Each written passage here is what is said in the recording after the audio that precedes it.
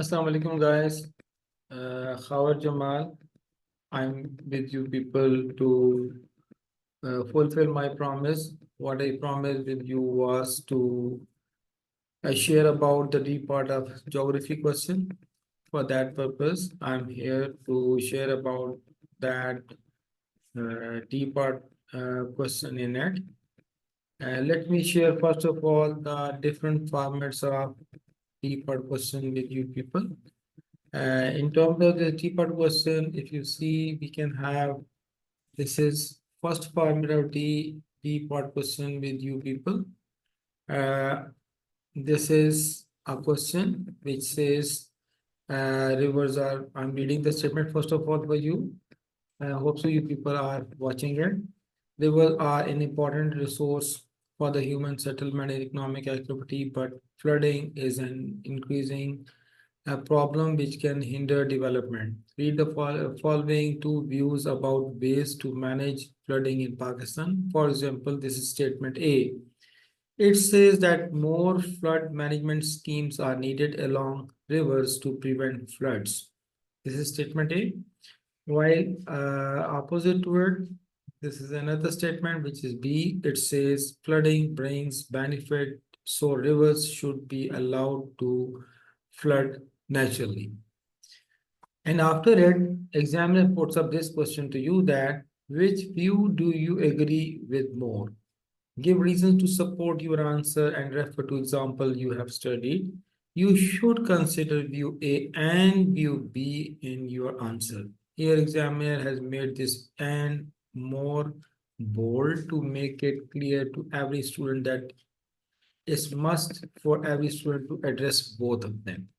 So keeping this in mind, if we see that how to answer, so this is one format of D-part question, which actually having two statements, but both statements are reflecting differently. Both statements are ending with different result. So this is one format of D-part question. But if you look at this D-part question, this also has two statements in it. But if you read both statements are reflecting to one target. If we look at this A says that reducing death rates and the spread of disease in Pakistan is the best way to develop the economy further. And the B says that improving literacy rates and educational provision in Pakistan is the best way to develop the economy further. So both A and B this is another format of D-part question in which both statements are reflecting one thing, but in two different ways. This is second format. And then if you see, this is another format of it is available, but let's see those two formats first of all. If we see that how to answer it, as per the marking scheme, we should answer that D-part question with level 1 and level 2 and level 3. In it, level 1 carries 1 mark, level 2 carries level 1 carry 1 and 2 mark, level 2 carries 2 and 3 mark, and level 3 carries an second and see, for example, this is description in front of you. If you look at this answer, which is already typed for you people to know that how to write an answer of it. This is actually answer of the two different statements with the same target. Let me share that statement with you. Those are the two statements with one target of developing economy further. So in this case, we have option either to address A or address B. As per my point of view, this B is more appropriate and more good. So I'm first of all addressing this in this way. Look, this is what I have written that as per my point of view, the statement B is more correct because now I'm supposed to give two reasons for it that why I am favoring this more because good literacy rate will produce skilled labor which ultimately increases the efficiency of the business. This is one advantage of it. And parallel to it, if we see, uh, providing better education facilities will make people more sensible and to adhere the government policies. This will make people more sensible and they will understand the government policies, and ultimately better understanding will help economy to boost on. So this is one level one for which examiner will get first and second mark in it. And then we'll move on to level two. Here I wrote level one, level two, and level three for you people to understand actually the what does that level one, two, three mean. But in the exam, we'll not write those level one, level two, and level three with the answer. But instead, we will write all those three level in small three paragraphs, or you people have option to add up all those three paragraphs in one composite paragraph. This is also acceptable. So better is to write three separate paragraphs in exam that will make you clear and the examiner clear that what you are addressing in it. Level two is now referring to the second paragraph, which is asking you to reduce death rate and to stop the spread of disease in Pakistan. And if we apply those two methodologies, if we comply with those two instructions, will definitely help us to grow our economy. But what I wrote in it is, I said, look, although the statement A is worthy, but for decreasing the death rate, we need more hospital, cheap medicine, and more doctors, which is something scarce in Pakistan. So it's not workable. It also asks to not let diseases to spread, which is also not workable because of unhygienic condition all and everywhere in Pakistan.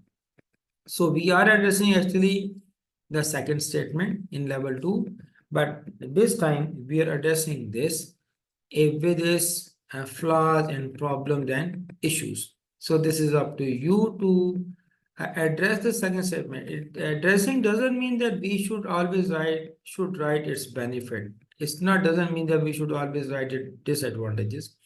We have the option open to address either to share its advantages or to disadvantages. And then we move on to level three. And now in level three, we are supposed to give the name of completed projects referring to what we shared in level one. As in statement B, to which we addressed in level one, we supported more to the taking action like of increasing literacy rate and the provision of better education services. In reference to this, in level three, we will write the cited example from Pakistan that complying with that statement, which projects we started in Pakistan, like I wrote in this, referring to statement B, government has started many such educational schemes like Nayi Roshni scheme was one of the education scheme was completed in the past, and yes, it helped in improving the literacy rate of Pakistan. Same in the way in northern area, one of the NGO, which is AKRSP, stand for Aga Khan Rural Support Program. That NGO is really working hard to improve the literacy rate. So in this level three, I wrote the name of one completed project, but that is an example of whatever I stated in level one. For a support to increase literacy rate and to provide better education facilities, I cited the already completed project of Nayi Roshni scheme in Pakistan, and also the role of AKRSP is mentioned in it. So in this way, here we complete D part question where it has level one, level two, and level three. Level one carries 1 and 2 mark, level two carries 3 and 4th mark, and level three carries 5th and 6th mark in it. So this is one example that how to write the answer of D part. And then if you look at this second format, once again in the second format, you will be having two statements A and B, but this time both statements will be reflecting and resulting in a different output. If you look at this format, it says more flooding management scheme are needed along the rivers to prevent flooding. And in the second B statement, it says that flooding bring benefit, so rivers should be allowed to flood naturally. So now in this case, there are two statements, but reflecting different and ending with a different. So see how I answered in this. Once again, we have option, but now it is mentioned in the last statement that you should consider view A and B in your answer. So I did the same. Here I'm sharing the result of it, which I already have typed there for you people. Two statements with different target. In it, as for my point of view, I first of all supported statement A. In statement A is asking you to make more flood management schemes and through it asking you to control the flood. As I wrote, as my point of view, the statement A is good solution because making more flood management scheme will enable us to control floods to avoid any material loss. This is the one advantage of making more flood scheme. And at the same time, we will be able to store water because in those flood management scheme, we will be constructing dam and barrages, and those dam barrages will help us to store water, and we will later on store use that storage of water for irrigation purpose. That will become a benefit of management scheme. So I supported statement A, and I also mentioned that how making more flood scheme will help us to have benefit around us. Then in level 2, I address the second scheme as it's mentioned in the question that you should address both. So I'm addressing the second statement, which says that flooding has to be allowed in the country because it's bringing many benefits. So yes, I say no doubt flooding is a natural disaster, but it brings many benefits too. No, I'm mentioning the benefit. This we already have studied in the chapter of climate. Like it bring new layer of alluvium to the soil, which increases the fertility. That is the benefit of the flooding. At the same time, flooding also fills the groundwater reserves, which is used by us in our daily life for the different purposes. So here we proves that yes, flooding is beneficial. And how it is beneficial? I quoted two examples in support of my statement. So that completes the level 2 of it. Then moving on to level 3, once again we will refer to whatever we mentioned in level 1. Here we supported statement A. So referring to this statement A, what we completed in Pakistan in the recent past or in the past, I quoted all this. Referring to statement A, many dams and barrages were constructed in year 1960 under Indus Water Treaty. I mentioned the project completed, and through it we completed Tarbela Dam, Mangla Dam, Sakhar Barrage, Kotri Barrage, etc. were completed with the help of World Bank and the UNO, etc. Those projects, then I mentioned, uh, help Pakistan, to keep it safe from the harms of flooding. So this is how the projects completed were helpful. So in level 3, as standard, I cited example from Pakistan. I mentioned the name of projects which we completed. I put up example for each of it, and then I mentioned the name of World Bank and UNO. The name of organization will help us to have this in Pakistan successfully. So in this way, we completed the answer of this another format of D part question where two statements are there but with different result. So in a D part, make sure that whatever you have written has to address both the statement, either in the form of advantages of the statement or in the form of disadvantages of the statement. Let me share one more thing. In that, one more thing, for example, if we look at the another example of D-part question, that is one statement. If it is there, here I'm showing you this is another format of D-part question where you people will be given one statement and then will be asked question relevant to it. For example, in the statement which is in front of you, it says the informal sector plays an important role within many of the Pakistan major industry. And then examiner asked this question that to what extent does informal labor benefit the economic development of Pakistan? Give reasons to support your judgment. Mean you are supposed to give the judgment and refer to examples you have studied. You should consider different point of view in your views. This considering different point of view is actually asking you to write the benefit of this informal sector that is mentioned, but also mention the flaws and the problem associated with this sector. For understanding this, first of all, let's have a look on the difference of your formal and informal sector. If you look at this, it says that formal sector is the one which is actually registered, is one which is actually a registered one, and informal is something that is self-employed, which is not registered with the government. Formal sector requires much more capital and investment, and mostly the work is done mechanically. And in informal sector, most of the work is done manually.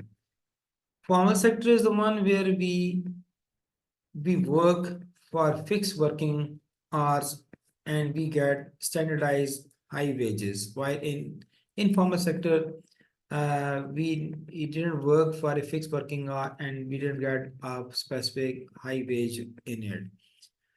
This formal sector guarantee the quality of product, while the quality of product is no target in informal sector. This formal is legal and registered, while it is not registered. Formal sector is located in offices and the factories, while the people working as the street hawker, the small shopkeepers, small outlets, and end of your street, in the lane, within the street, even within the home is informal sector. If we quote the example, let's see this picture. This picture, for example, is showing you the example of formal sector. Here we can see a store where the things are racked properly, is neat and clean, properly lit. On the right side, you can see this picture of a K&N chicken, which is a registered company, had that certain logo. Yes, it provides very healthy, good chicken, though its price is high, but it provides neat, clean, hygienic, whole chicken to the people. Those two are the example of your formal sector. But if we look at the next picture, this picture is about the informal sector. Yes, in this picture you can see the person who is dealing with the chicken is providing chicken, slaughtering chicken, processing it manually with very unhygienic condition, but it is providing you chicken. We have many of the shops all around Pakistan like of this. On the right side you can see a grocery shop. Yes, it's providing you the pulses, spices, everything, but it's open, full of dust, flies flying over it, as very common routine. We can see that not proper racked. So this is informal sector of the grocery shop. So keeping in mind, if we move on, the benefit of the informal sector, formal sector, what are the benefit? हमें first of all have to get access to it. It pay taxes to the government. It provide hygienic product. It maintain the standard. It pays high salary to the employees. It always follow government directive and instruction.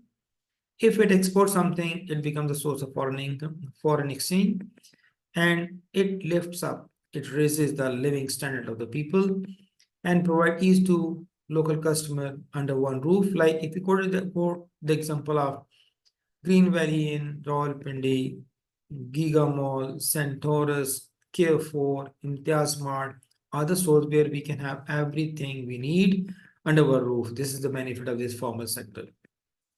On the other side, if we see the informal sector, yes, it is also beneficial because yes, it provides a very cheap product. It fulfills the majority's food need in Pakistan because all those formal sector stores, like I quoted for this Imtiaz Mart and the Green Valley, as Centaurus Kika Mall are not available in interior of Sindh, in the center of Punjab, in the north of Pakistan, in Balochistan. So in all those areas which I mentioned have informal sector and it's fulfilling the majority food needs of Pakistan. On the other side, it provides the raw labor to the formal sector. Yes, it is a one source and it provides job to people who are unskilled. We have majority of unskilled people in Pakistan and those don't get at our the job in formal sector. So this informal sector adjusts them for a while. Then it provides the doorstep services to each and every citizen.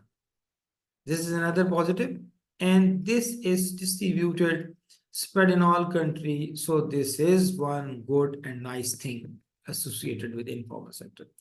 Keeping all this in mind, now if we move toward the answer, I'm showing you once again the statement. It says that what extent does informal sector benefit the economic development? Now coming to the answer C, this is one of the answer which I wrote refer to the statement which I shared with you people here. Here the statement with things like same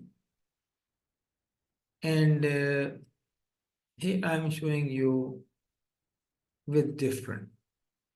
If I quote, it says that this is say one single statement. I'm sorry.